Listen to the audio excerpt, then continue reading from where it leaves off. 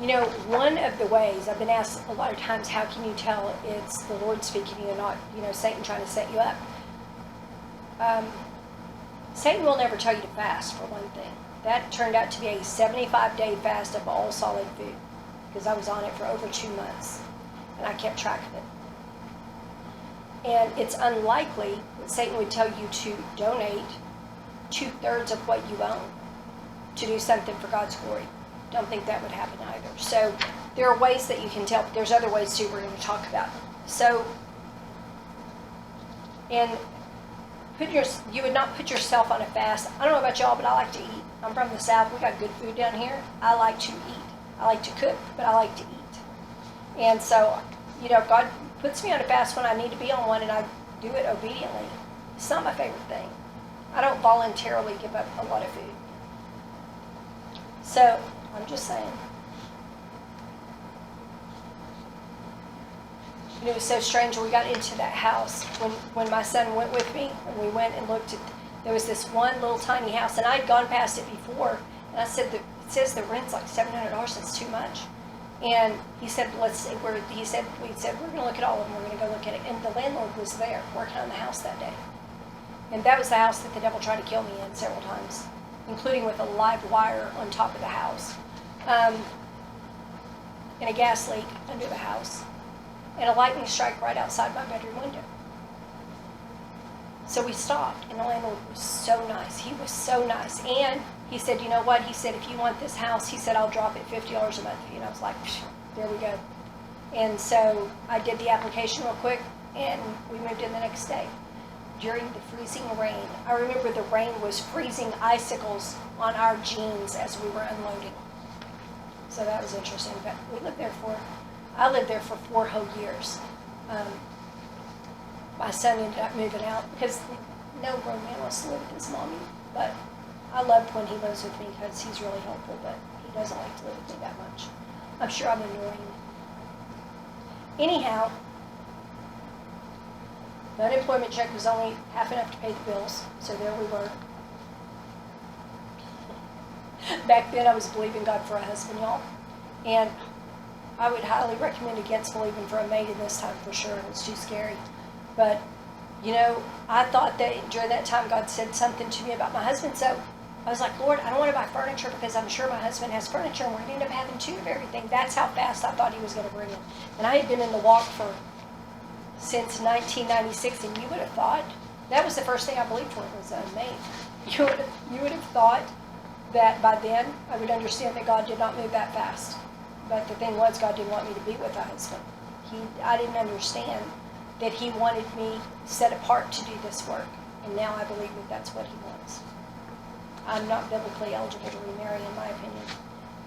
Somebody wrote me an email one time, I'm going to tell you all this, and said that one of the words that I put out said, the end of all things is at hand. And that it had not happened, and they believed I was a false prophet. I was like, alrighty then. And I said, okay, fine, but I want to call your attention to the fact that you have to remember God's timing is very different than ours. And when Jesus first started preaching, what did he say? Repent, for the kingdom of heaven is at hand, right? Okay. And when he talked to his disciples, it sounded like the end was going to come the next day. The clock in heaven always says now, and Jesus looks at everything as if it's happening right now. Right now. Because there's no time in heaven. There is no time there. We have time here. They do not have time in heaven. So it's very different for us. We have to trust that his timing is perfect for our lives, for our moves, and for the end of everything.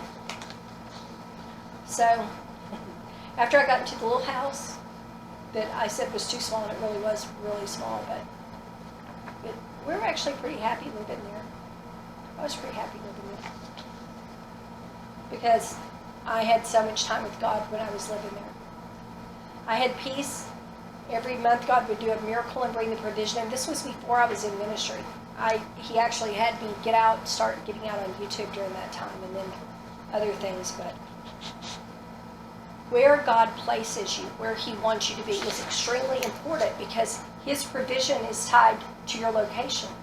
When he sent Elijah to the brook Cherith, he had already commanded Elijah's provision to be at the brook Cherith. Okay, so if Elijah went over here to Tarshish or somewhere else, there's no provision there. Because why? Because he already sent the provision to the brook Cherith. And it's tied to the timing when he wants you to do something. Okay, that just scared somebody. Okay, don't panic if you're out of the timing. Just go back to God and go, okay, I'm sorry. I'm ready to do whatever you want, and God will adjust everything. But don't miss his timing in the future, because it is extremely critical. And it's going to be even more critical in our time because of the time that we live in, okay? So your provision is tied to where you're supposed to be and when you're supposed to be there. Remember that. That's really, really important. So after I got into the house, God said, I want you to start making videos for you. It was really funny because I had this one friend down near Miami, and she and I would get on video and eat dinner together because she wasn't hanging out with anybody. I wasn't hanging out with anybody. We'd just sit there and talk and laugh. And she told me when she goes, you need to make a video. I'm like, I am not putting my face out there. Do you hear me? I said, I'm not putting my face out there into cyberspace. She goes, you need to make videos. And she wouldn't shut up. And so finally I said, fine, I'll pray about it. We got off the phone, off the video call. And I said, okay, Lord, this is me praying about it. He said, I want you to start making videos. I said, what? He had me start making videos. So I started making videos. I think that night. But he surprised me. I didn't see that one coming. I'm not much of a for that. I didn't even know how to operate a camcorder. I had one, but I didn't know how to operate it. It's not the same one I have now. I need to buy a new one so bad. But I have to use the ones that have the little flip-out screen so I can see where I'm at. And they have a remote control. And those aren't that easy to find anymore. So anyway.